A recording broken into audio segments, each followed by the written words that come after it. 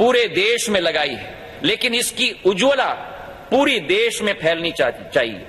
हमारा विश्वास है कि अमृत महोत्सव से अमृत काल तक के सफर में हमारा भारत विश्व का ड्रोन हब 2030 तक बनकर विश्व का नेतृत्व करेगा।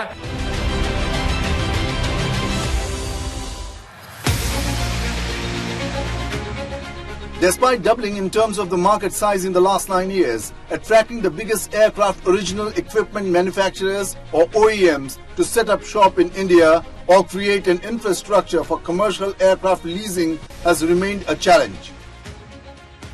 The lack of manufacturing facilities in India poses a massive problem for airlines in the country, which till date suffer due to unavailability of spare parts and engine manufacturing in the country. Government has to redouble its efforts in this direction. In fact, Gophers had blamed engine manufacturer Pratt & Whitney's inability to supply spare parts and engines for its Airbus aircraft for grounding its fleet in May. The two companies are currently in a legal fight. Around 70 planes of Gophers, Indigo and SpiceJet were grounded across multiple airports in the country due to the unavailability of spare parts and lack of MRO infrastructure in India. The Modi government has also said that it is keen to provide an enabling ecosystem for the growth of the aircraft maintenance, repair and operations industry in the country. Ground handling services, maintenance, repair and overhaul यानी MRO में भी 100% FDI की अनुमति दी गई है। भारत पूरे क्षेत्र के लिए एमआरओ का हब बन सकता है। आज सभी ग्लोबल एविएशन कंपनीज भारत में मौजूद है। मैं उन्हें इन अवसरों का पूरा लाभ उठाने के लिए आमंत्रित करता हूं। India still has a long way to go to reach its intended target of 220 airports by 2025. Many existing brownfield airports, including India's busiest ones, are going through a phase of renovation and expansion to modernize and factor in projected growth in traffic. A number of new greenfield airports are being built across the length and breadth of the country. India is also building its largest airport in Noida.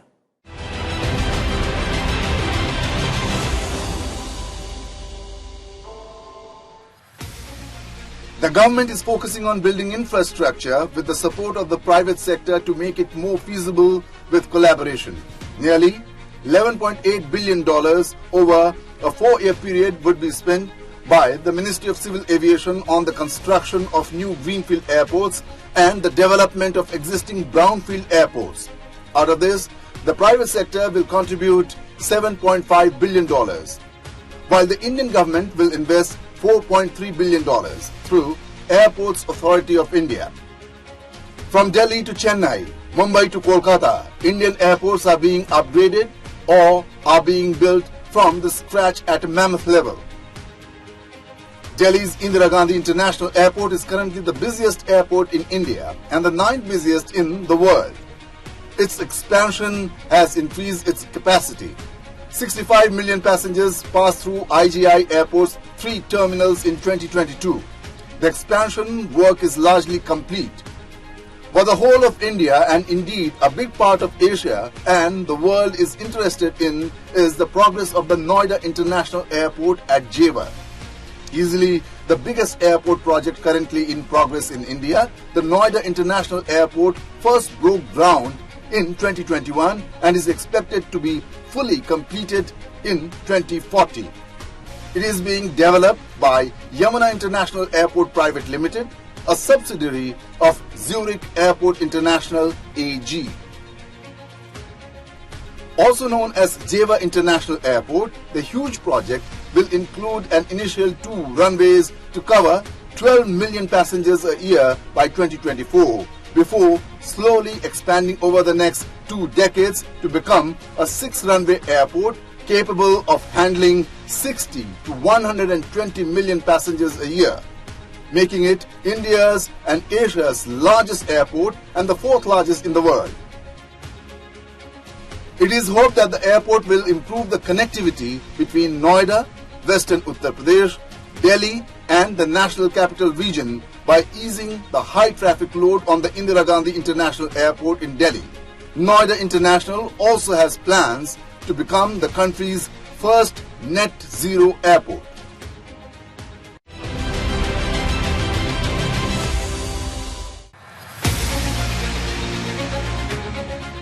A distinct mark of progress in the sphere of civil aviation is the number of female pilots in the country. India has the highest number of female pilots in the world. Women comprise 12.4% of the pilots in India's major airlines. No other country has ever crossed the mark of 10%. India has more than 1,200 female pilots. देश में आगे बढ़ाने के लिए एक अतिरिक्त शक्ति का सामर्थ्य भारत को आगे ले जाने वाला है और वो है विमेन लेड डेवलपमेंट। आज भारत गर्व से कह सकता है कि दुनिया में नागरिक उड्डयन में अगर किसी एक देश में सबसे ज्यादा विमेन पायलट है तो मेरे देश में है। India is already the third largest domestic aviation market in the world and is expected to overtake the UK to become the third largest air passenger market by 2024. Indian aviation also contributed 5% of the GDP, creating a total of 4 million jobs. Let us here also not forget how the over 7 million other tourism sector jobs are closely linked to the health of the civil aviation sector. By one estimate, there is $72 billion gross value added contribution to GDP by the aviation industry. There are multiple advantages of the aviation sector that needs to be highlighted. The aviation sector offers global connection, which is crucial for advancing international trade and business. Further, it greatly influences how a nation's economy is shaped by linking it to other nations and continents. It also plays a crucial role in promoting tourism by offering a robust transportation network. The promotion of tourism industry also helps the economy and employment sector both domestically and globally. The aviation sector has played an important role in natural catastrophes or even at the time of conflicts. No Indian will ever forget the courage displayed by Indian airlines and pilots in bringing students and other countrymen home from war-torn and pandemic-hit countries in the last few years. आपके अथक प्रयासों का ही परिणाम है कि Ukraine से करीब करीब 23,000 भारतीय नागरिक सुरक्षित स्वदेश लौट आए। जब दो देशों की सेनाएं एक दूसरे के सामने हो, हथियार और धमाकों से घिरी हुई परिस्थिति हो, तब इतना बड़ा इवैक्यूएशन ऑपरेशन चलाना बहुत ही चुनौतीपूर्ण था। इनमें विदेश विभाग, रक्षा मंत्रालय, भारतीय वायुसेना से लेकर निजी एयरलाइंस, ग्राउंड पर एम्बेसी के अधिकारी से लेकर आप जैसे सभी वॉलेंटियर्स, सभी ने सक्रिय रूप से प्रोएक्टिवली अपना योगदान दिया। India's airport capacity is expected to handle 1 billion trips annually by 2023. In 2013-14, there were 400 aircrafts in the nation and currently there are well over 700 aircrafts with more than 100 planes expected to join each year. The Ministry of Civil Aviation stated that it is likely to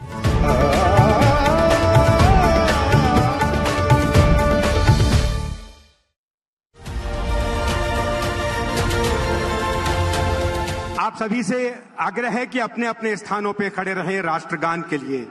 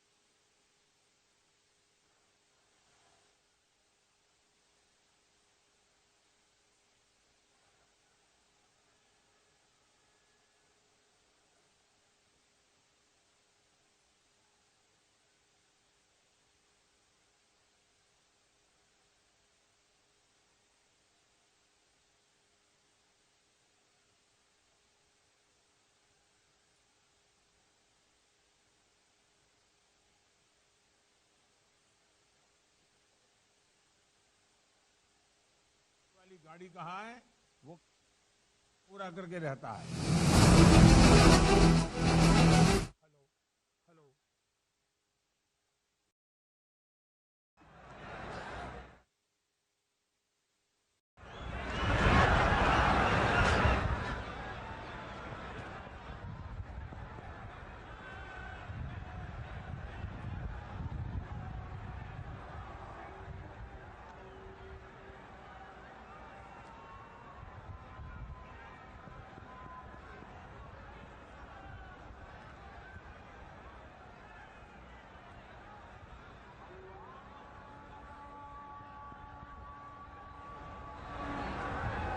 hello.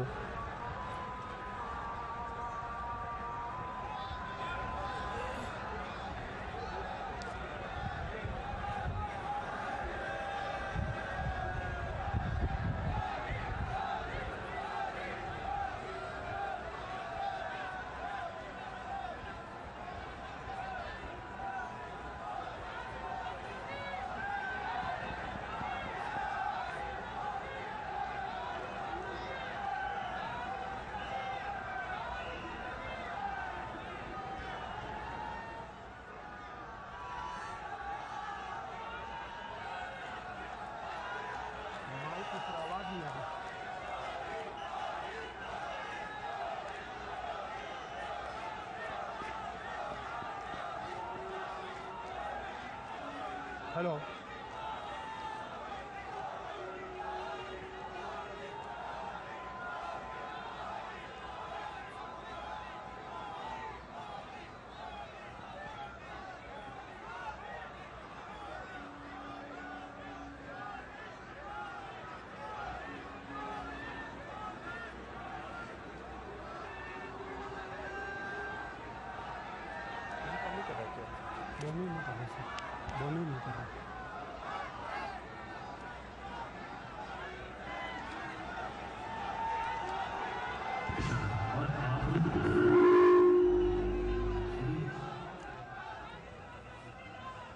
शपथ।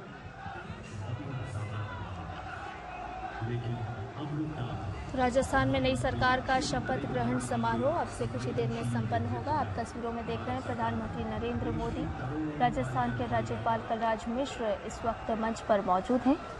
अब मैं विनम्र निवेदन कर रहा हूं मुख्य सचिव महोदया श्रीमती उषा शर्मा जी से कि वो शपथ ग्रहण कार्यक्रम को आगे बढ़ाएं, संचालन करें।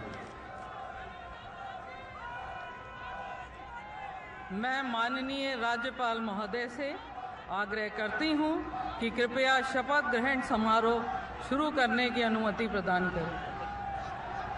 महोदय, मनोनीत मुख्यमंत्री श्री भजनलाल शर्मा अपने पद तथा गोपनीयता की शपथ ग्रहण करने के लिए यहाँ उपस्थित हैं। महोदय, कृपया अब आप मनोनीत मुख्यमंत्री जी को पद एवं गोपनीयता की शपथ ग्रहण करावें। मनोनीत माननीय मुख्यमंत्री श्री भजनलाल शर्मा जी से अनुरोध है कि शपथ ग्रहण करने हेतु पधारें।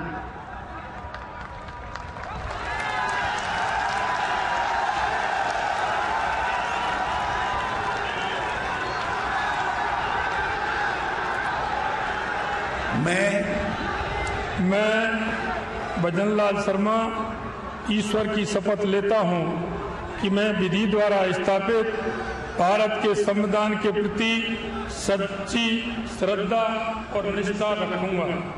मैं भारत की प्रभुता और अखंडता अक्षुण्ण रखूंगा। मैं राजस्थान राज्य के मुख्यमंत्री के रूप में अपने कर्तव्यों का श्रद्धापूर्वक शुद्ध अंतःकरण से निर्वहन करूंगा तथा मैं भय या पक्षपात, अनुराग या द्वेष के बिना सभी प्रकार के लोगों के प्रति संविधान और विधि के अनुसार न्याय करूंगा।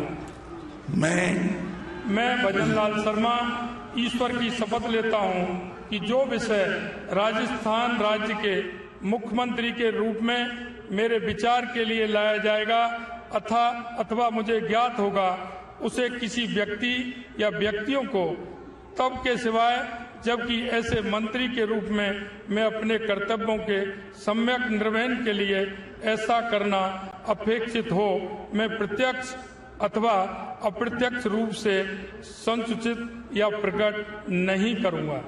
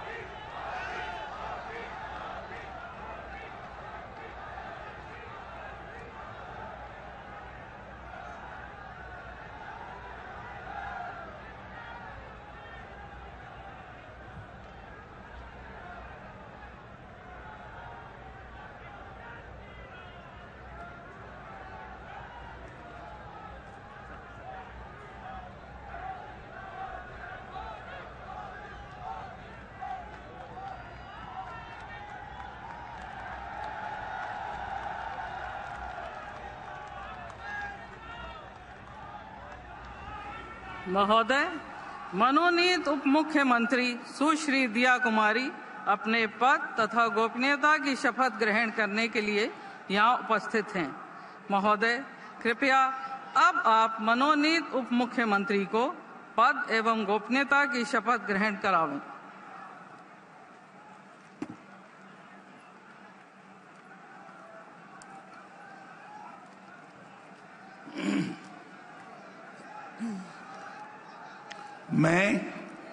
मैं दिया कुमारी ईश्वर की शपथ लेती हूँ कि मैं विधि द्वारा स्थापित भारत के संविधान के प्रति सच्ची श्रद्धा और निष्ठा रखूंगी। मैं भारत की प्रभुत्ता और अखंडता अक्षुण्ण रखूंगी। मैं राजस्थान राज्य के उप मुख्यमंत्री के रूप में अपने कर्तव्यों का श्रद्धापूर्वक और शुद्ध अंतःकरण से निर्वहन करूंगी तथा मैं भय या पक्षपात, अनुराग या द्वेष के बिना सभी प्रकार के लोगों के प्रति संविधान और विधि के अनुसार न्याय करूंगी। मैं दिया कुमारी ईश्वर की शपथ लेती हूँ कि जो विषय राजस्थान राज्य के उप मुख्यमंत्री के रूप में मेरे विचार के लिए लाया जाएगा अथवा मुझे ज्ञात होगा, उसे किसी व्यक्ति या व्यक्तियों को तब के सिवाय जबकि ऐसे मंत्री के रूप में अपने कर्तव्यों के सम्यक निर्वहन के लिए ऐसा करना अपेक्षित हो, मैं प्रत्यक्ष अथवा अप्रत्यक्ष रूप से संसूचित या प्रकट नहीं करूंगी।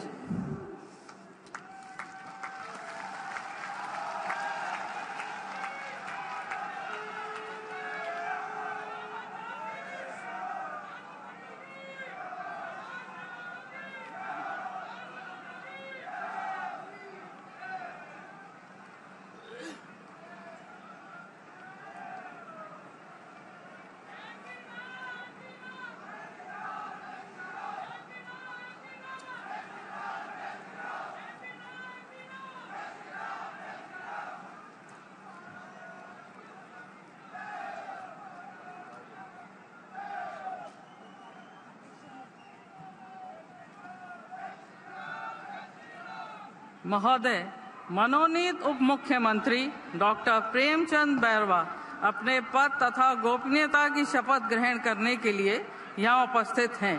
महोदय, कृपया अब आप मनोनीत उप मुख्यमंत्री को पद एवं गोपनीयता की शपथ ग्रहण करावें।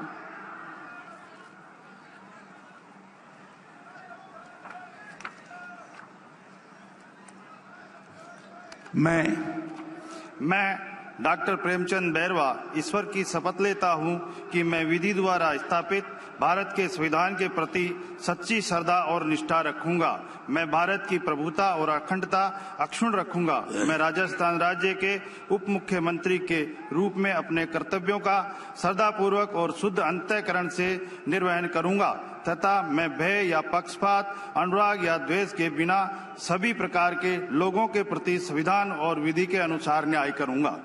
मैं डॉक्टर प्रेमचंद बैरवा ईश्वर की शपथ लेता हूं कि जो विषय राजस्थान राज्य के उप मुख्यमंत्री के रूप में मेरे विचार के लिए लाया जाएगा अथवा मुझे ज्ञात होगा, उसे किसी प्रकार या व्यक्तियों को तब के सिवाय जबकि ऐसे मंत्री के रूप में अपने कर्तव्यों के सम्यक निर्वहन के लिए ऐसा करना अपेक्षित हो, मैं प्रत्यक्ष अथवा अप्रत्यक्ष रूप में संसूचित या प्रकट नहीं करूंगा।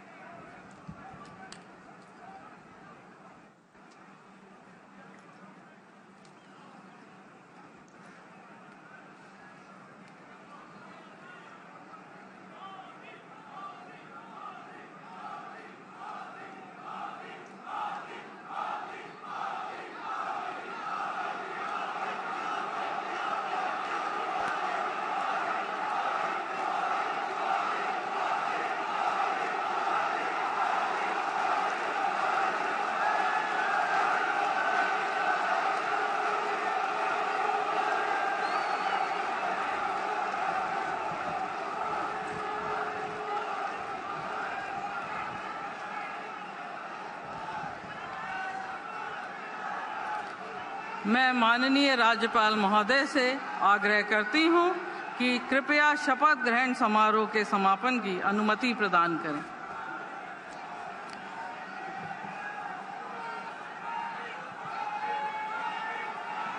कृपया आप सभी से निवेदन है कि राष्ट्रगान के लिए अपने अपने स्थानों पर खड़े हो जाएं। राष्ट्रगान।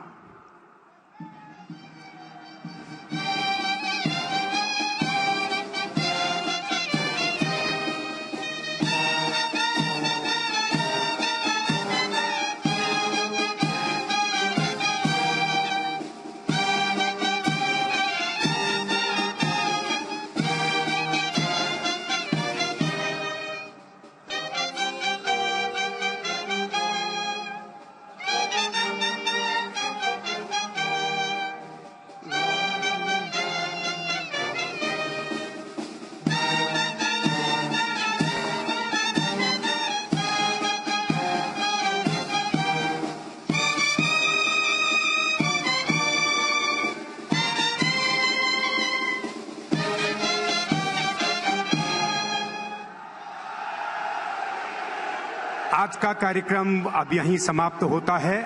आप सभी का हार्दिक आभार, अभिनंदन, धन्यवाद।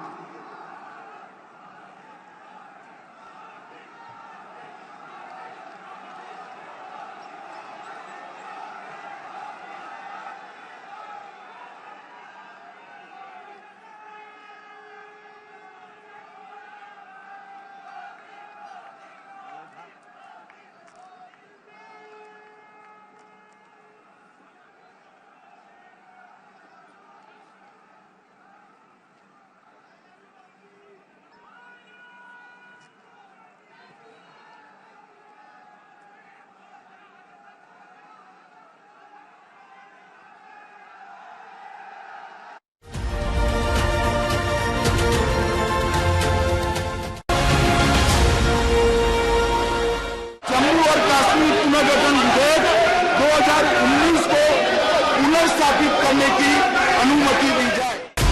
Supreme Court upholds scrapping of Jammu and Kashmir special status. सर्वोच्च अदालत की संवैधानिक खंडपीठ ने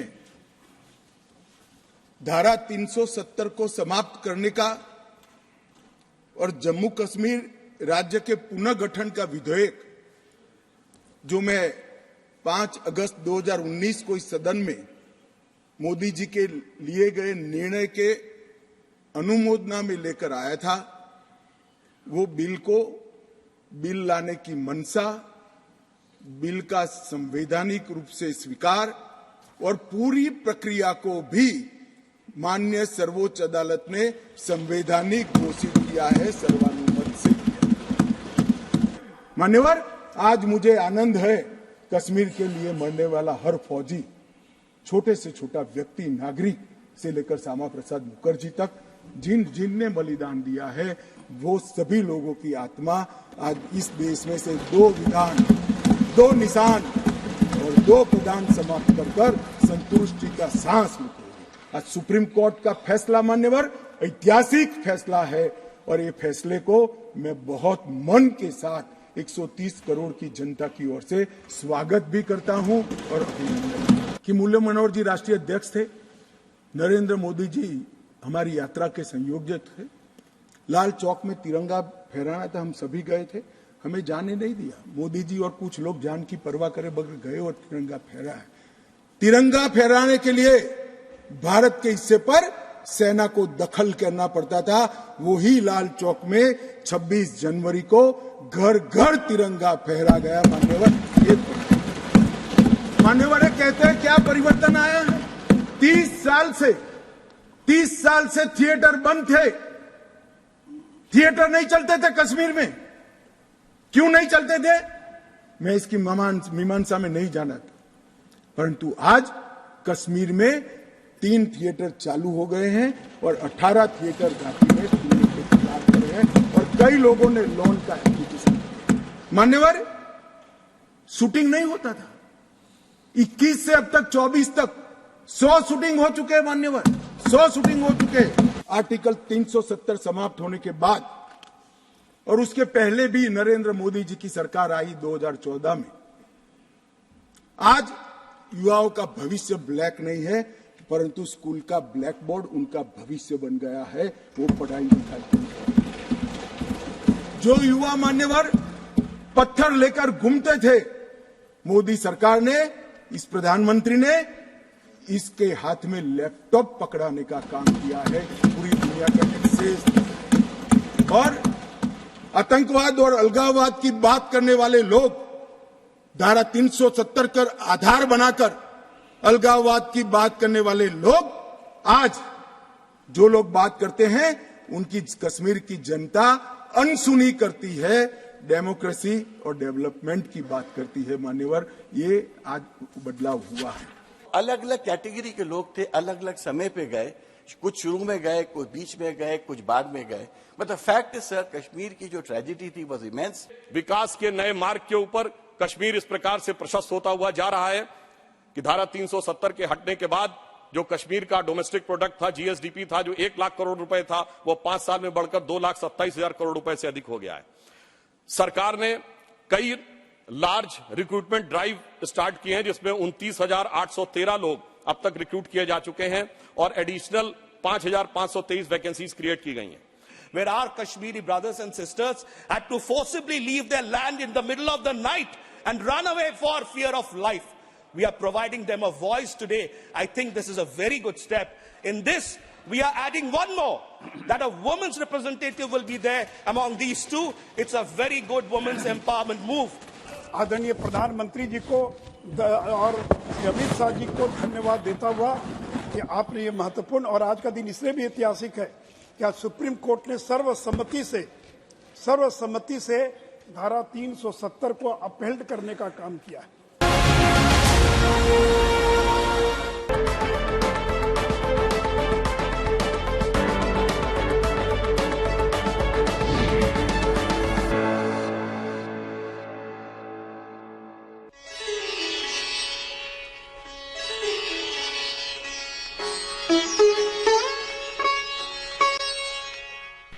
शंकर का वह क्रोधा नल कर सकता, जगती क्षार क्षार डमरू की वह प्रलय ध्वनि हूँ, जिसमें नचता भीषण संहार रणचंडी की अत्र प्यास। मैं दुर्गा का उन्मत्त हास, मैं यम की प्रलयंकर पुकार, जलते मरघट का धुआंधार, फिर अंतरतम की ज्वाला से जगती में आग लगा दूं मैं।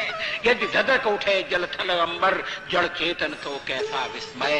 हिंदू तन मन हिंदू जीवन रग रग मेरा।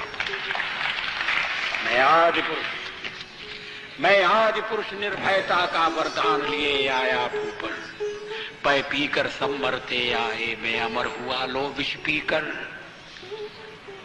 मैं आज पुरुष निर्भयता का वरदान लिए आया भूपर। पै पीकर सब मरते आए, मैं अमर हुआ लो विष पीकर। अधरों की प्यास बुझाई है मैंने पीकर, वह आग प्रखर हो जाती दुनिया भस्मसात, जिसको पल भर में ही छूकर। वैसे व्याकुल फिर दुनिया ने प्रारंभ किया मेरा पूजन। मैं नर नारायण नीलकंठ बन गया, न इसमें कुछ संशय। हिंदू तन मन हिंदू जीवन रग रग। मैं अखिल विश्व का गुरु महान देता विद्या का, मैं अखिल विश्व का गुरु महान देता विद्या का अमरदान। मैंने दिखलाया मुक्ति मार्ग, मैंने सिखलाया ब्रह्म ज्ञान। मेरे वेदों का ज्ञान अमर, मेरे वेदों की ज्योति प्रखर। मानव के मन का अंधकार क्या कभी सामने सखा शहर। मेरा स्वर नभ में गहर गहर, सागर के जल में चहर चहर। इस कोने से उस कोने तक कर सकता जगती सौरभ मैं। हिंदू तन मन हिंदू जीवन रग रग हिंदू मेरा परिचय। मैं तेज पुंज तमलीन जगत में फैलाया मैंने प्रकाश। जगती का रच करके विनाश कब चाहा है निज का विकास। शरणागत की रक्षा की है मैंने अपना जीवन देकर। विश्वास नहीं यदि आता तो साक्षी है इतिहास अमर। यदि आज देहली के खंडहर सदियों की निद्रा से जगकर गुंजार उठे ऊंचे स्वर से, हिंदू की जय तो क्या विस्मय। हिंदू तन मन हिंदू जीवन रग रग हिंदू मेरा। दुनिया के वीराने पथ पर जब जब नर ने खाई ठोकर, दुनिया के वीराने पथ पर जब जब नर ने खाई ठोकर, दो आंसू शेष बचा पाया। जब जब मानव सब कुछ खोकर मैं आया, तभी द्रवित होकर मैं आया ज्ञान दीप लेकर। भूला भटका मानव पथ पर चल निकला सोते से जगकर। पथ के आवर्तों से थककर जो बैठ गया आधे पथ पर, उस नर को राह दिखाना ही मेरा सदैव का दृढ़ निश्चय। हिंदू तन मन हिंदू जीवन रग रग हिंदू मेरा। मैंने छाती का लहू पिला पाले विदेश के क्षुधित लाल। मैंने छाती का लहू पिला पाले विदेश के क्षुधित लाल। मुझको मानव में भेद नहीं मेरा अंतस्थल वर विशाल। जग से ठुकराए लोगों को लो मेरे घर का खुला द्वार। अपना सब कुछ हूँ लुटा चुका फिर भी अक्षय है धनागार। मेरा हीरा पाकर ज्योतित परकियों का वह राज मुकुट, यदि इन चरणों पर झुक जाए कल वह किरीट तो क्या विस्मय। हिंदू तन मन हिंदू जीवन रग रग मेरा। मैं वीर पुत्र मेरी जननी के जगती में जौहर अपार। अकबर के पुत्रों से पूछो क्या याद उन्हें मीना बाजार। क्या याद उन्हें चित्तौड़ दुर्ग में जलने वाली आग प्रखर। जब हाय सहस्त्रों माताएं तिल तिल कर जल कर हो गई अमर। वह बुझने वाली आग नहीं रग रग में उसे समाये। बुझने वाली आग नहीं रग रग में उसे समाये हूँ। यदि कभी अचानक फूट पड़े विप्लव लेकर तो क्या विस्मय। हिंदू तन मन हिंदू जीवन को गुलाम होकर स्वतंत्र मैंने कब चाहा है कर लूं जग को गुलाम। मैंने तो सदा सिखाया है करना अपने मन को गुलाम। गोपाल राम के नामों पर कब मैंने अत्याचार किया। कब दुनिया को हिंदू करने घर घर में नरसंहार किया। कोई बतलाए काबुल में जाकर कितनी मस्जिद तोड़ी। भूभाग नहीं शत शत मानव के हृदय जीतने का निश्चय। हिंदू तन मन हिंदू जीवन रग रग हिंदू मेरा। अंत में मैं एक बिंदु परिपूर्ण सिंधु है यह मेरा हिंदू समाज। मेरा इसका संबंध अमर में व्यक्ति और यह है समाज। इससे मैंने पाया तन मन, इससे मैंने पाया जीवन। मेरा तो बस कर्तव्य ही कर दूं सब कुछ इसके अर्पण। मैं तो समाज की थाती हूँ, मैं तो समाज का हूँ सेवक। मैं तो समष्टि के लिए व्यष्टि का कर सकता बलिदान। अब है हिंदू तन मन हिंदू जीवन, रग रग हिंदू जीवन।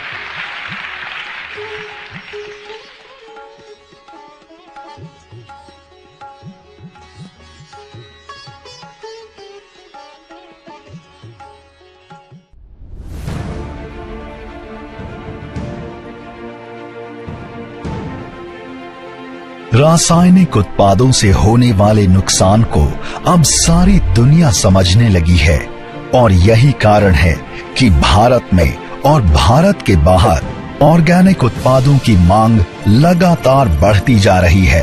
भारत अपनी 27 लाख हेक्टेयर की ऑर्गेनिक भूमि के साथ विश्व में चौथे स्थान पर है। विश्व के कुल 34 लाख ऑर्गेनिक उत्पादकों में से 16 लाख भारत से हैं। फिर भी विश्व में भारत का ऑर्गेनिक उत्पादों में योगदान मात्र 2.7% है। ये परिस्थितियां बताती हैं कि भारत के ऑर्गेनिक उत्पादों और उनके व्यापार की अपार संभावनाएं हैं। भाइयों और बहनों, नेचुरल फार्मिंग से जिन्हें सबसे अधिक फायदा होगा वो है हमारे देश के 80% छोटे किसान। छोटे किसान जिनके पास 2 हेक्टेयर से भी कम भूमि है। इनमें से अधिकांश किसानों का काफी खर्च केमिकल फर्टिलाइजर पर होता है। अगर वो प्राकृतिक खेती की तरफ मुड़ेंगे तो उनकी स्थिति और बेहतर होगी। भारत में ऑर्गेनिक जमीन है, उत्पादक हैं और एक बड़ा बाजार ऑर्गेनिक उत्पादों का इंतजार कर रहा है। भारत के किसानों और उत्पादकों को इस बड़े बाजार का फायदा मिल सके, माननीय प्रधानमंत्री श्री नरेंद्र मोदी जी के नेतृत्व तथा श्री अमित शाह माननीय गृह एवं सहकारिता मंत्री के कुशल मार्गदर्शन में सहकारिता मंत्रालय ने राष्ट्रीय सहकारी ऑर्गेनिक लिमिटेड का गठन किया है। इसे भारत सरकार के विभिन्न मंत्रालयों, संस्थाओं और प्रमुख सहकारी समितियों का सहयोग मिलेगा।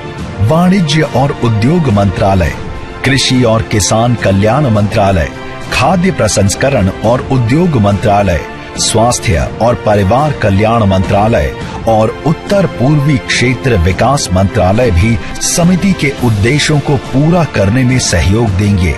इसका कार्य पूरे देश में होगा और ऑर्गेनिक खेती करने वाले और रुचि रखने वाले किसान, उत्पादक संघ, सहकारी समितियां इससे जुड़ सकती हैं। हमने 3 नई कोऑपरेटिव सोसाइटीज बनाने का काम किया है। Multi state cooperative society Bharat सरकार बन गई है। बहुराज्य ऑर्गेनिक प्रोडक्ट मार्केटिंग के लिए एक सोसाइटी। ऑर्गेनिक प्रोडक्ट के लिए, प्राकृतिक खेती के लिए ढेर सारे किसान आगे आए हैं, मगर उनको सर्टिफिकेशन नहीं है और उनको अपने उपज का मूल्य नहीं मिलता है। एक मल्टी स्टेट कोऑपरेटिव सोसाइटी बनेगी जो पैक्स से एपेक्स तक जहां जहां किसान ऑर्गेनिक फूड, ऑर्गेनिक कृषि उपज बना रहा है, उसको परचेस कर भारत ब्रांड के साथ इसका मार्केटिंग कर इसका पूरा मुनाफा वो किसान के खाते में वापस देने का काम आज जैविक सोसाइटी। राष्ट्रीय सहकारी ऑर्गेनिक लिमिटेड, चाहे वो उत्पादन या प्रशिक्षण हो, मानकीकरण या प्रमाणन हो, ब्रांडिंग या पैकेजिंग हो, मार्केटिंग या लॉजिस्टिक सुविधाएं हो, हर क्षेत्र में हर स्तर पर अपने सदस्यों को सहायता प्रदान करेगी। जब राष्ट्र स्तर पर बिखरे हुए ऑर्गेनिक उत्पादकों और किसानों को एक छत्र सुविधाएं मिलेंगी तो आमदनी बढ़ेगी, रोजगार बढ़ेगा और सहकार से समृद्धि की परिकल्पना साकार होगी। राष्ट्रीय ऑर्गेनिक सहकारी समिति का सदस्य बनने के लिए नीचे दी गई ईमेल आईडी पर संपर्क करें।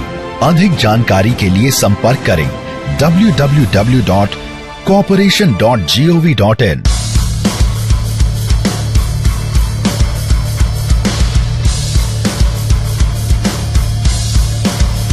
second quarter growth has been very high. It's the highest in the world, and we continuously maintain that momentum of being the fastest growing economy.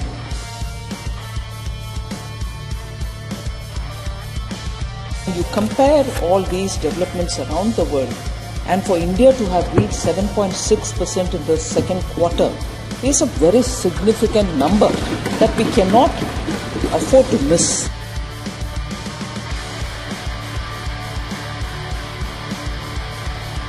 There is a temptation to think, is this growth on the back of only one sector, whereas it's not.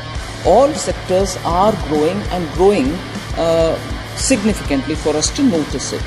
So because of the Make in India program and also because of the Prime Minister's production-linked incentive schemes, the manufacturing sector is also now significantly contributing to the economy. As per the PLFS, that is the Periodic Labour Force Survey, WPR, the worker population ratio, that is the share of the employed in the total population, has increased to 56% in 2022-23 from 46.8% in 2017-18. And I underline the fact that this is post-COVID, that it has gone up to 56%. So there is an increase in the worker population ratio.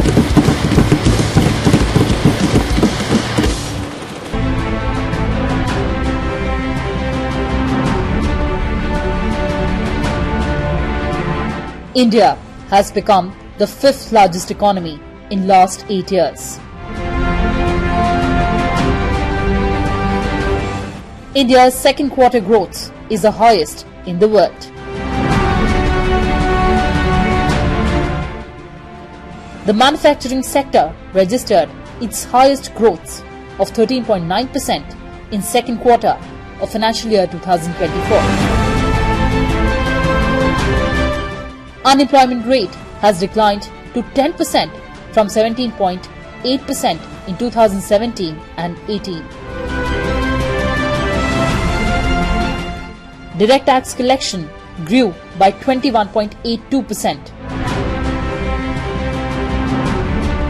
GST collections touched 1.6 lakh crore rupees.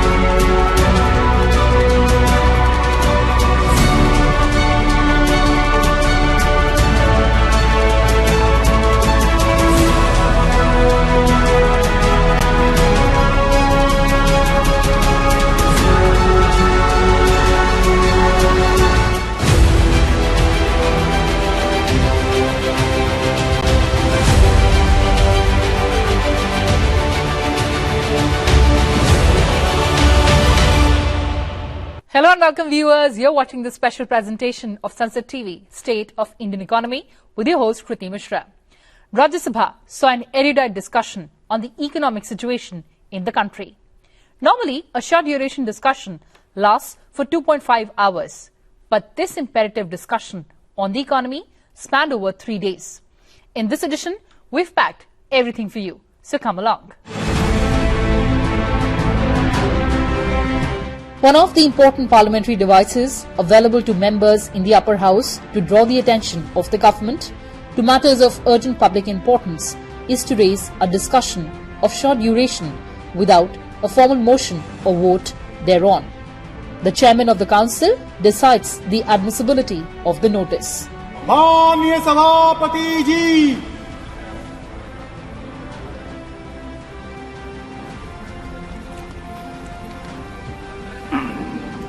short duration discussion.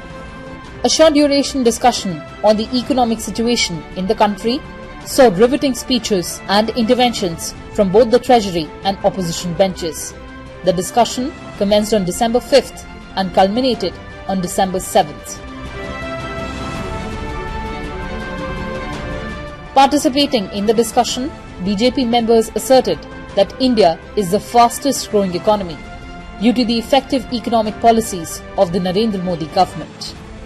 America की 1.5%, European union 1.2, Germany 0.9, France 1.3, Italy 1.7, Spain 1.7, Japan 1, England 0.6, Canada 1.6 और other advance countries 2.2 और इसमें भारत 6.3। महंगाई पर बार बार चर्चा हो रही है। अगर लोग इतने ही दुखी होते, इतने ही नाराज होते, तो फिर मैं मध्य प्रदेश, राजस्थान, छत्तीसगढ़ की बात करना चाहूंगा। और इस देश में कितने प्रदर्शन हुए? सभापति महोदय, दुनिया के 50 देशों में लाखों लोग सड़कों पर आ गए पेट्रोल डीजल की महंगाई, खाने पीने की चीजों की महंगाई के विरोध में। लेकिन भारत में 10,000 लोग भी कई सड़कों पर नहीं आए। Members across political spectrum participated in the short duration discussion in the upper house. Sir, I compliment the government. I laud them because they brought in the Anusandhan National Research Foundation bill, and Prime Minister has often spoken about Jai Jawan, Jai Kisan, Jai Vigyan, Jai Anusandhan.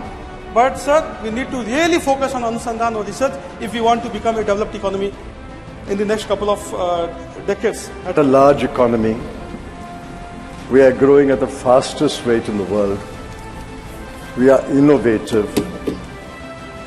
We have the largest FDI coming into the country. जनप्रतिनिधि जो राज्यसभा और लोकसभा में बैठे हुए हैं, उनके लिए आर्थिक परिस्थिति पे जब हम बात करते हैं ना, तो सर सबसे पहले गरीब की थाली नजर आती है। वित्त मंत्री से अनुरोध है कि इसका ख्याल रखें कि किसी तरह से हमें निर्यात बढ़ाया जाए और आयात हमारा कम किया जाए। मैं ये कहना चाहता हूं कि इन आंकड़ों पर मत जाएं, गांव में, देहात में, ग्रामीण इलाके में जाकर असलियत को देखें, लोगों से बात करें और कमियों को दूर करें। Replying to a 3-day debate on the state of the country's economy in Rajya Sabha on December 7th, Union Finance Minister Nirmala Sitharaman countered the charges of the opposition and said the centre has addressed the issues of inflation, unemployment and inequality. In her 90-minute reply, she said the second quarter growth was very high. It is the highest globally and the country is now the second most sought after manufacturing destination in the world. So the honourable members would have read the Wall Street Journal, S&P ratings, Bloomberg, all of whom, while speaking very well about the Indian economy, refer to the reform measures undertaken by the Honourable PM, taking his name. I would like to say this. Prime Minister Narendra Modi's efforts, this is quote, Prime Minister Narendra Modi's efforts to outrun China and transform India's economic model into one driven by manufacturing rather than consumption are creating a tailwind for infrastructure and heavy industry companies. She also said that through schemes like PLI and Make in India, the manufacturing sector is significantly contributing to the economy and its share to GDP is 13.9%. She said while all developed countries are struggling with the decreasing manufacturing output, India is moving forward. Second quarter growth has been very high. It's the highest in the world, and we continuously maintain that momentum of being the fastest growing economy. During the same quarter, July to September 23, the third and the fourth largest economies of the world contracted, sir. Germany contracted by 0.4% and Japan contracted by 2.1%. The Finance Minister further informed the House that direct tax collection grew by 21.82% this year till November, and monthly GST collections have stabilized at 1.6 lakh crore, and that is a sign of economic growth. The credibility of this government, sir, is to financially empower the states, can also be engaged from the fact that an issue which was pending from 1996-97 till 2014-15 happened, nobody touched it. That was actually money belonging to the states. Nobody touched it. It was lying as a pending amount, tax dues amounting to 81,645 was lying there. It was Prime Minister Modi who in 2015, talking to the earlier, this happened in 2021, talking to the ministry, to the officials, to me, all of us worked together with the states. There was some money which the states owned the center. This money was owned by the center to the states. 81,645 crores was then released, reconciled the amounts adjusted. The net amount which went to the states was 43,168. Did you know that from fiscal year 2006 to fiscal year 2012, India's manufacturing sector GDP grew by an average of 9.5% per year? Then, over the next 6 years, growth declined to 7.4%. In fiscal year 2020, manufacturing generated 17.4% of India's GDP. So, what's propelling India's manufacturing sector like never before? Let's find out.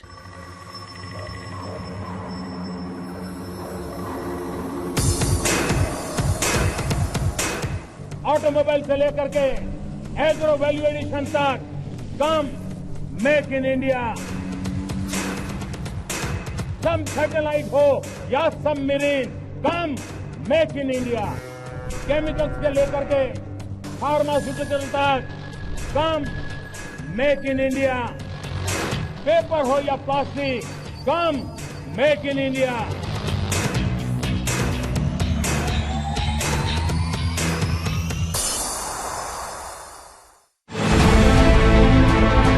Emerging as a global leader and superpower, after 75 years of independence, India is entering its golden era, leapfrogging to become the third largest economy. Since the Industrial Revolution, no country has become a major economy without becoming an industrial power.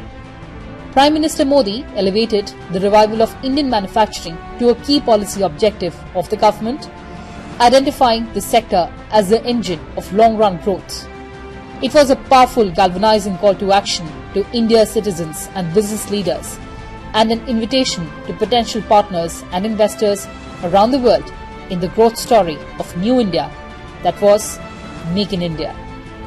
Manufacturing and ease of doing business has received concentrated attention of the government. The importance of manufacturing has been recognized in India for the first time since independence. And the changes made by the government in many ways in using technology, in using digitization, making new laws like the GST and the bankruptcy law, all of these laws have considerably simplified the complexities which existed of doing business in India. So I think this process will continue, and the continuance of this process will mean that we in India can aspire to become one of the most competitive manufacturing countries in the world. As a result, India today is one of the most open economies of the world. India is now first amongst the world's most attractive investment destinations. First amongst world's fastest growing economies. First among 100 countries on the Growth, Innovation and Leadership Index. 7th most valued national brand in the world. India has moved 16 places in Global Competitiveness Index. Data speaks louder than words. FDI inflows in India stood at $45.15 billion in 2014 and 15. But the year 2021-22 recorded the highest ever FDI at $83.6 billion. The FDI has come from 101 countries and invested across 31 UTs and states and 57 sectors in the economy. On the back of economic reforms and ease of doing business in recent years, India is on track for attracting $100 billion in FDI.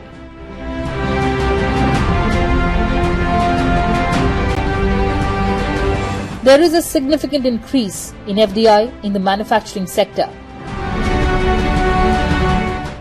Why? Well, the answer is Production-Linked Incentive Scheme. Without doubt, PLI schemes have enhanced the competitiveness of the manufacturing sector and are helping leverage the untapped potential of industries to fulfill the vision of an Atmanirbhar Bharat.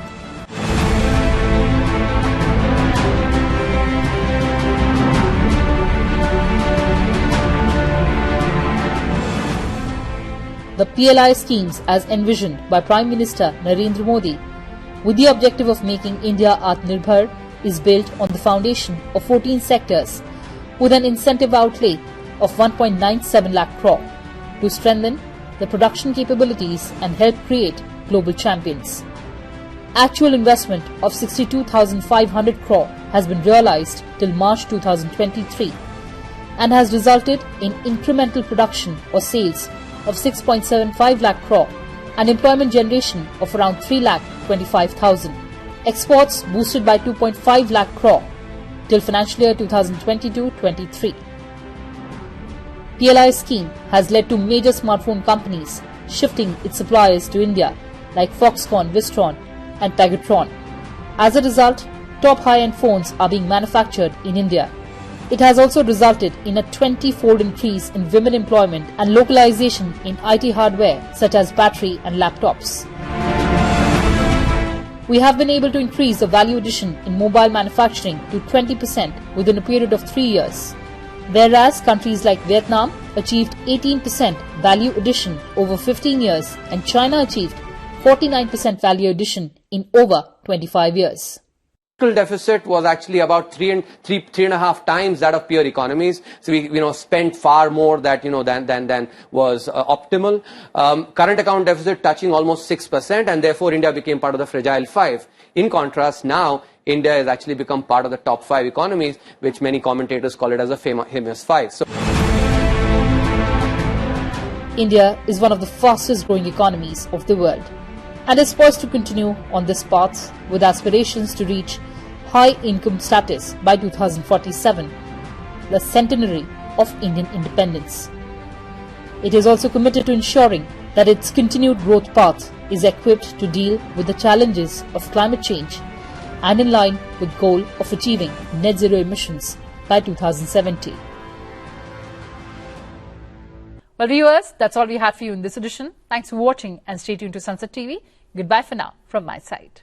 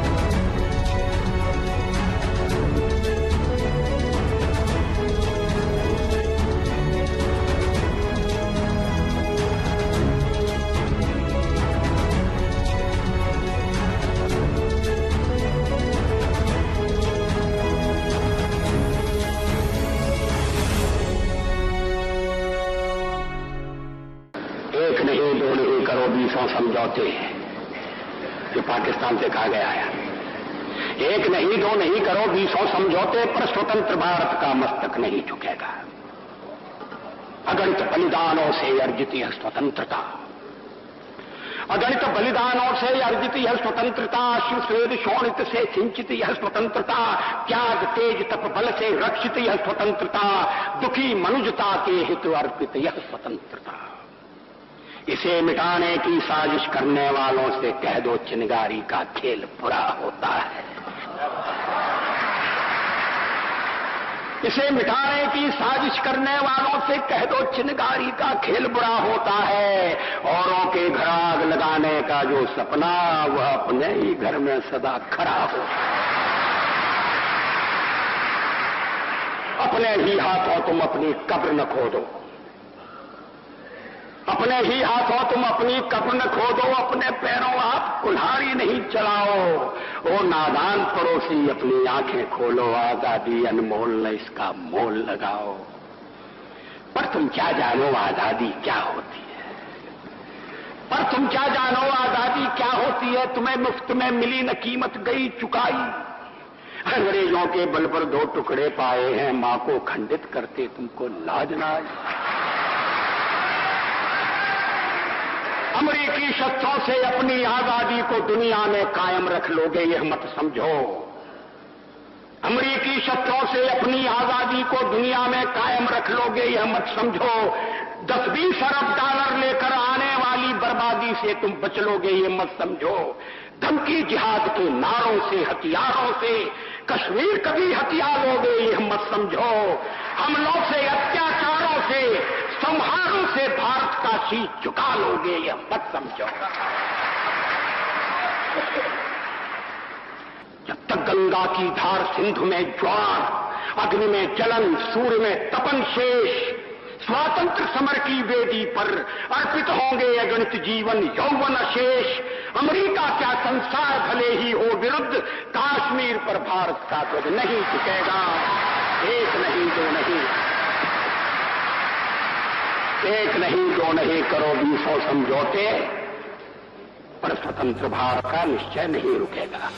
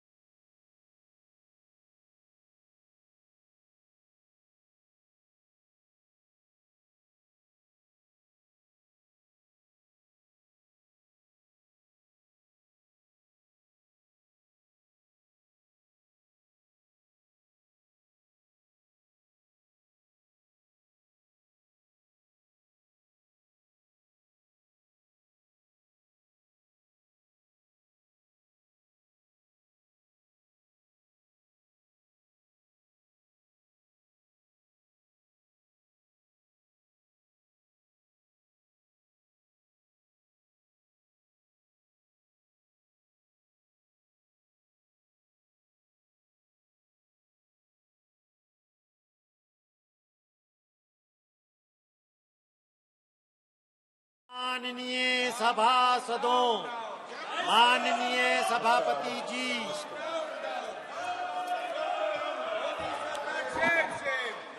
बैठ जाइए। सभा की कार्यवाही सोमवार दिनांक 18 दिसंबर 2023 को प्रातः 11 बजे तक के लिए स्थगित की जाती है।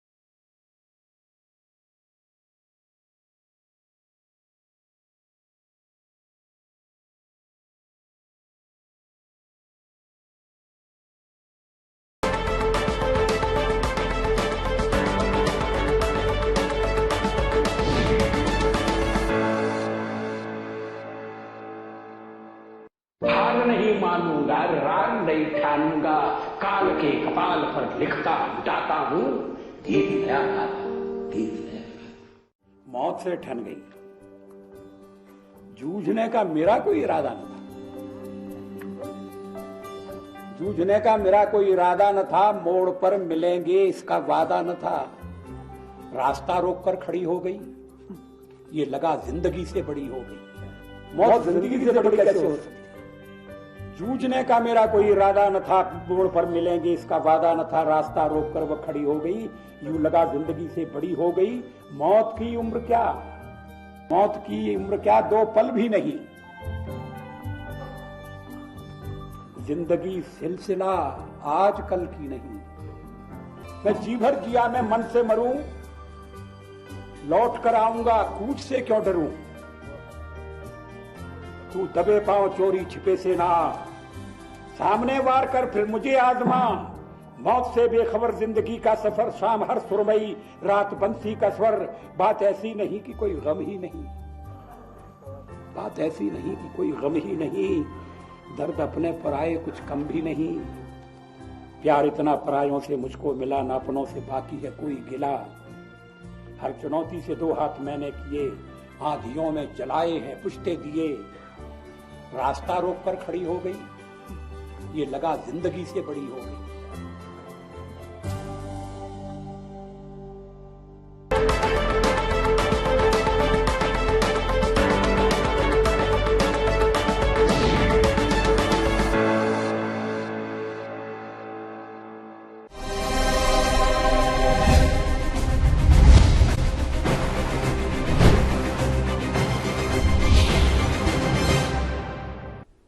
Namaskar and good evening, viewers. You are watching Sunset TV and I, Rajiv Kumar Singh, am here with our new program, Question Hour Plus. The show focuses on important questions related to issues raised by members during the Question Hour in both the Houses of Parliament.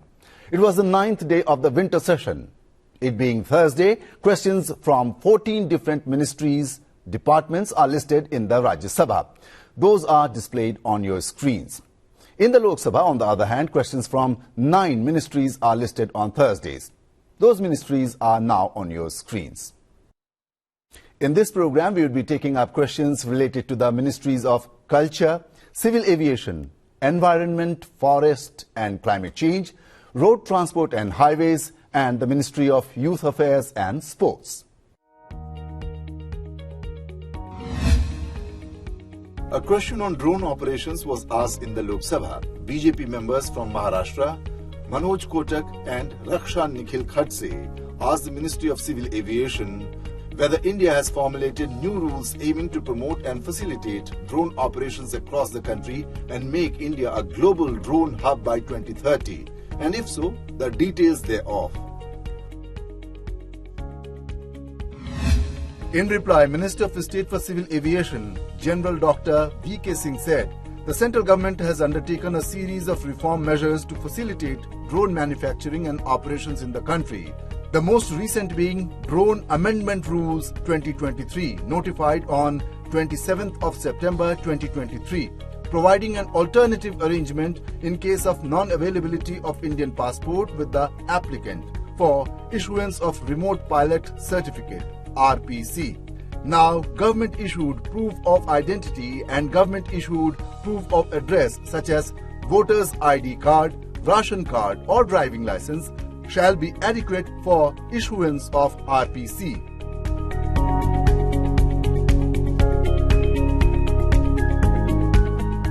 Promotion of drone technology is another medium of advancing India's commitment to good governance and ease of living. The integration of drones into common people's lives marks a transformative shift in how we perceive and interact with technology. Drones offer tremendous benefits to almost all sectors of the economy like agriculture, mining, infrastructure, surveillance, emergency response, transportation, geospatial mapping, defense and law enforcement. Drones can be significant creators of employment and economic growth due to their reach, versatility and ease of use, especially in India's remote and inaccessible areas. Talking about the usage of drone technology, drone-based surveillance system has been introduced for railway security. Drone technology has played a key role in PM Swamitra Yojana, wherein every property in the villages of India is being digitally mapped for the first time and digital property cards are distributed. India deployed drones to deliver COVID-19 vaccines. Drones were used for surveillance of COVID-19 hotspots and containment zones to ensure strict compliance of lockdown guidelines. Drone technology has revolutionized agriculture in terms of empowering farmers and modernizing agriculture, as it has become an effective tool to address issues associated with land records, floods and drought. First ever drone exhibition cum display, Bharat Drone Shakti 2023 was jointly organized by Indian Air Force and Drone Federation of India in September this year.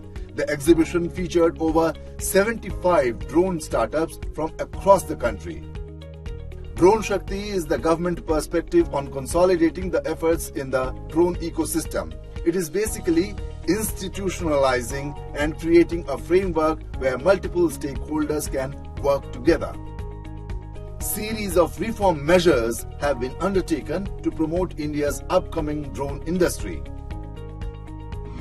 such as liberalized drone rules notified in August 2021, zone airspace map published in September 2021, which has opened up nearly 90% of Indian airspace as green zones for drone flying up to 400 feet, production-linked incentive PLI scheme for drones notified in September 2021, monetary grant program for purchase of agricultural drones announced by the Union Agriculture Ministry in January 2022. As far as future projections goes, it is estimated that in India, the drone industry will be rupees 5,000 crore sector by 2026. Over rupees 6,000 crore a year worth employment could be generated in the drone sector alone. Drone sector is estimated to add over rupees 24,000 crore to agriculture sector this year itself. This could benefit 10 crore farmers. With the aim to create 2 crore Lakhpati Didis and strengthening the vision of Drone Ki Udan, 15,000 women's self-help groups are to be provided loans and training for operating and repairing drones. As these devices continue to evolve, their impact is poised to grow, influencing not only our daily routines but also shaping the way we approach various tasks and activities. Sikandar Kumar, a BJP Member of Parliament from Himachal Pradesh, and Seema Dwivedi, a BJP Member of Parliament from Uttar Pradesh, both representing the Rajya Sabha, have jointly posed a series of questions to the Ministry of Environment, Forest and Climate Change.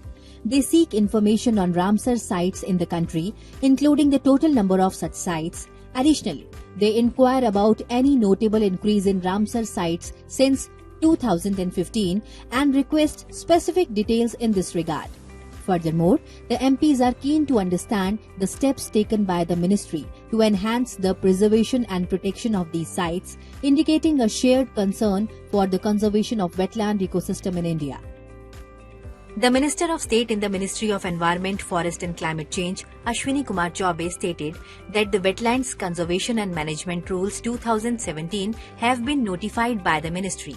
These rules, under the Environment Protection Act 1986, apply to designated wetlands and Ramsar sites nationwide.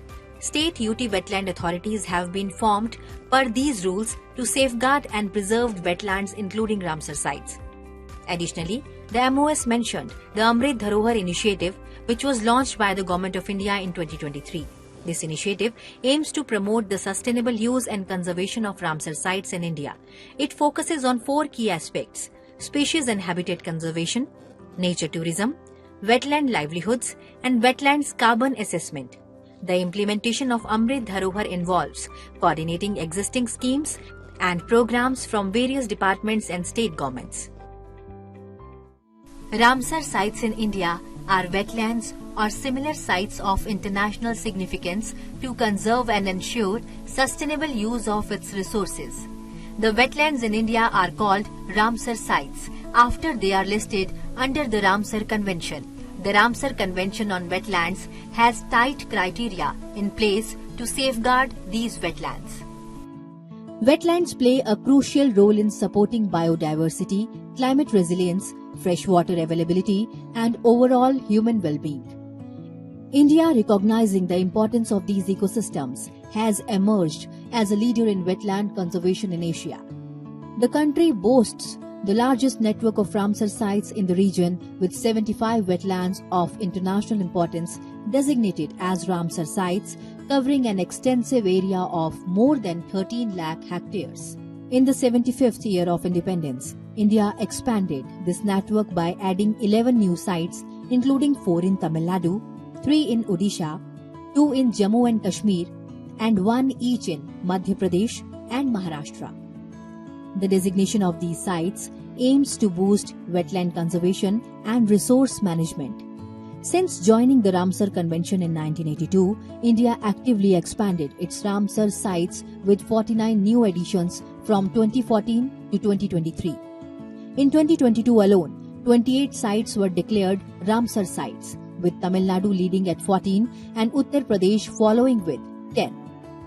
With a total of 75 Ramsar sites, India contributes to the global count of approximately 2,400 Ramsar sites. The distribution across states showcases the nation's commitment to wetland conservation. These sites, designated under the Ramsar Convention since 1971, serve essential ecological functions and hold cultural, financial, scientific, and recreational importance.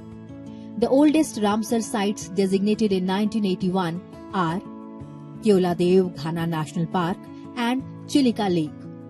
On the grand scale, the largest Ramsar sites in terms of area are Sundarban wetland in West Bengal, covering 4,230 square kilometers, Vembanand coal wetland in Kerala, spanning more than 1,500 square kilometers, and Chilika Lake in Odisha, extending over 1,165 square kilometers. Additionally, Satkosia George in Odisha and Koleru Lake in Andhra Pradesh are notable for their substantial sizes, with areas of more than 980 and more than 900 square kilometers respectively.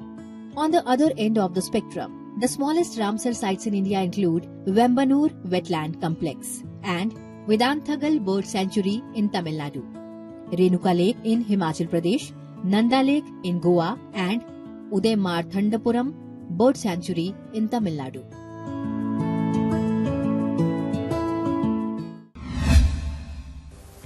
INC Rajya Sabha member from Chhattisgarh, Rajiv Shukla, raised a question about the promotion of women in sports.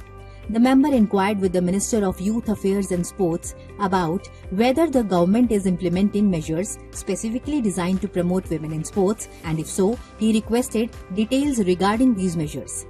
The member requested information on the specific measures implemented, their outcomes, and the number of women participating in sports categorized by states and types. Furthermore, the member sought insights into the government's future plans aimed at enhancing women's involvement in sports.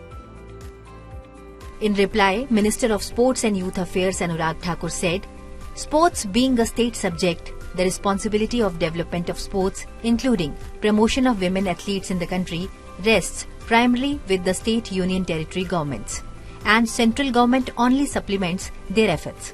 However, this ministry is running various sports promotional schemes across the country which are gender neutral and promote equal participation for both men and women sportspersons." The minister further mentioned that there is a dedicated sub-component of sports for women where emphasis is laid on such sports disciplines where there is less participation of women. Under this initiative, various Khelo India Women Leagues are being conducted. Till now, women leagues have been organized in 19 sports disciplines across the country. 479 competitions have been organized for women athletes with more than 50,000 participants. A portal named Asmita, Achieving Sports Milestone by Inspiring Women Through Action, was also launched for Women's League on 22nd August 2023. As of now, a total of 1341 women athletes have been identified under the Khelo India scheme in various sports disciplines. As a special initiative for encouraging women in sports, the Khelo India 10 Kadam sports competition was also launched on the occasion of International Women's Day in March 2023. The Khelo India scheme takes center stage, driving grassroots sports and dedicating substantial resources to a sports for women focus. Bolstering the foundation of sports, the assistance to National Sports Federation initiative supports the infrastructure and development of various sports federations, contributing to the overall growth of sports in the country. India recognizes exceptional achievements on the global stage through the special and national sports awards. Notably, pensions are provided to deserving sportspersons, acknowledging their invaluable contributions. The National Sports Development Fund channels resources for comprehensive sports development, ensuring a robust framework for the nation's athletes. Training the next generation of champions, the sports training centers run by the Sports Authority of India have been instrumental. A total of 8,000 plus athletes, including 3,000 plus women, are receiving training across 34 sports disciplines. Khelo India's Sports for Women component is witnessing a surge, with an impressive 28,000 plus women athletes participating in diverse competitions, showcasing the success of this targeted initiative. The trajectory of women's participation in sports has undergone a transformative journey, from the absence of women athletes in the 1896 Summer Olympics to a substantial surge leading up to Tokyo 2020, where nearly 50% of athletes were women. The progression illustrated by percentages from 11.4% in 1960 to 47% in 2020 reflects a commendable shift in gender inclusivity. These figures not only highlight the growing presence of women in sports but also symbolize a broader societal change, acknowledging and celebrating women athletes on the global stage. This upward trend paints a promising future for women's sports, serving as inspiration for generations to come. Target Olympic Podium Scheme is steering the way for elite women athletes, providing exposure to modern sports sciences and international competitions. Noteworthy achievements include an out-of-pocket allowance of Rs 7 crore plus and an additional Rs 8 crore plus for various needs. India's resolute commitment to advancing women in sports is evident in these targeted schemes, ensuring equal opportunities at every stage of their journey. The government's proactive measures are not only shaping an inclusive sports culture, but also laying the foundation for a brilliant future where gender is no barrier to athletic excellence.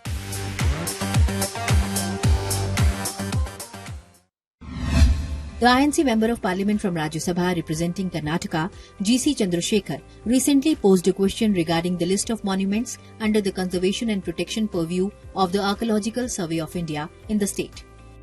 Specifically, he sought information on the allocation of funds over the past 3 years for the preservation and protection of these monuments, requesting a breakdown of the details on the state-wise basis.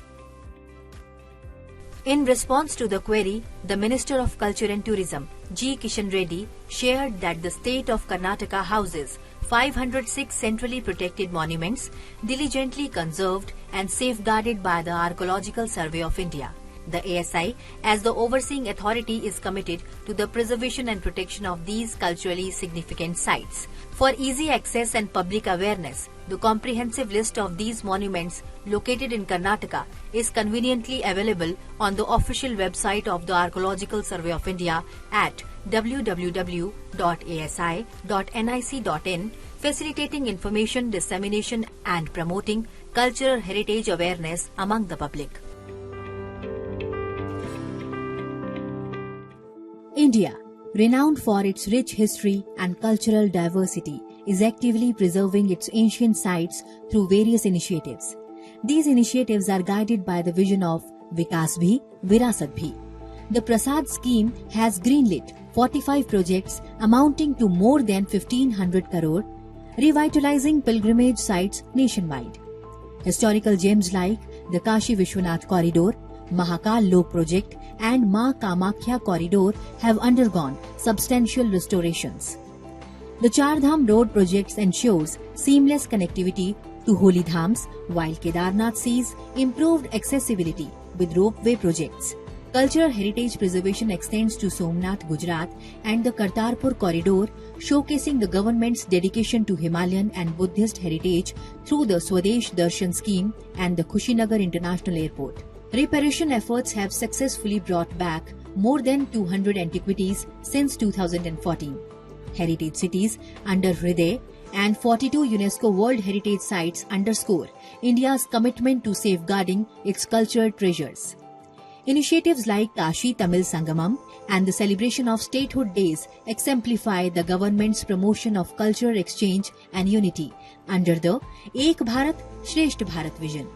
Simultaneously, the Archaeological Survey of India diligently adheres to the National Conservation Policy of 2014, overseeing more than 3,000 centrally protected monuments and sites. This comprehensive and concerted effort ensures that India's ancient civilization and traditions continue to shine globally, attracting tourists and preserving cultural legacies. In the fiscal year 2023-24, the Ministry of Culture has a budget of nearly 3,400 crore, which is 12.97% higher than the previous year's approved outlay of nearly 3,009 crore. Notably, more than 1,100 crore is earmarked for the Archaeological Survey of India to safeguard centrally protected monuments and sites. Additionally, a digital museum named Bharat Shared Repository of Inscriptions, Bharat Shri, will be created digitizing 1 lakh ancient inscriptions. Another allocation of rupees 1,000 plus crore is set for central autonomous bodies. The Adopt a Heritage 2.0 program, launched on September 4, 2023, encourages corporate contributions for monument preservation, offering recognition as responsible entities. On the same day, a user-friendly mobile app called Indian Heritage and an e-permission portal was introduced, simplifying access to monument details and amenities, along with streamlined permission processes. The program ensures ongoing enhancement and maintenance for 5 years, extendable for another 5 years.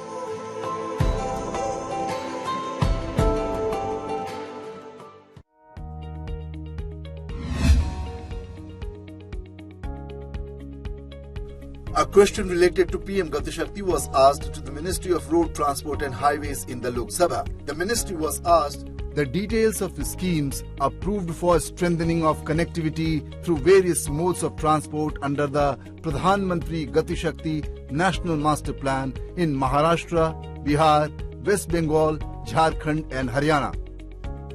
The total amount allocated and utilized for the above mentioned schemes and the details and current status of connectivity in the country. In reply, Nitin Jairam Gadkari, Minister of Road Transport and Highways, said that the ministry is primarily responsible for development and maintenance of national highways. Apart from this, ministry has also taken up development of